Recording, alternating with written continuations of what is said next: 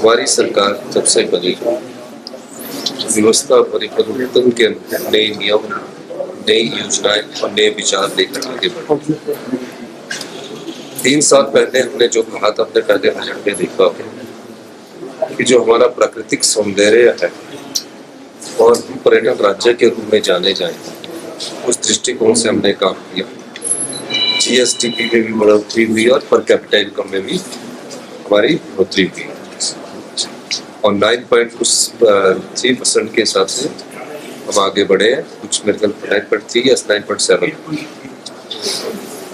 उसके 8.3 है, उसके हिसाब से हम आगे बढ़े हैं।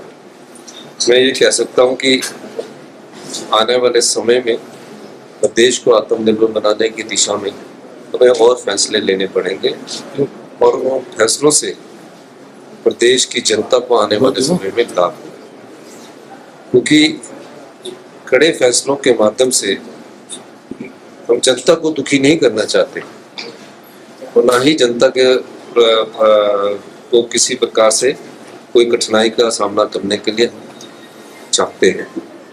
पर हम चाहते हैं कि जो प्रदेश की संपदा को जो लुटा दिया जाता है, लूट लिया जाता है, उसको कैसे बचाया जाए, उस दृष्टिकोण से हम कार्य कर रहे हैं।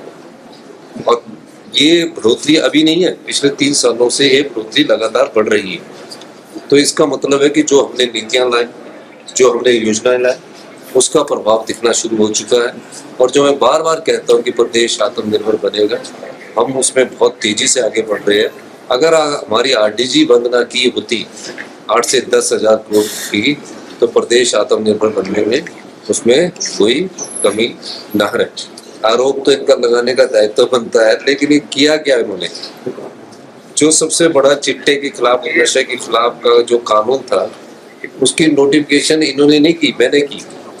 और जितना मजबूती से हिमाचल प्रदेश में कांग्रेस की सरकार ने चिट्टा के खिलाफ आंदोलन चलाया, वो मेरा ये मानना है कि जितना जन जागरण आंदोलन हमने युवाओं के बीच में चलाया और आने वाले समय में और हम चलाएंगे, उसका फायदा हमें मिलने शुरू होंगे। अब जो एलएसटी जो पकड़ी गई है, उसको पकड़ा किसने? पुलिस विभाग ने।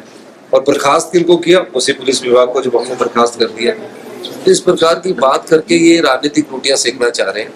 तथ्य इनके पास होते नहीं है। एक तरफ अपने भाषण में बोलते हैं कि आप वॉक थ्रू करवा रहे हैं, हम युवाओं को जागरूक कर रहे हैं, और दूसरी तरफ कह रहे हैं कि हमें बुला नहीं रहे।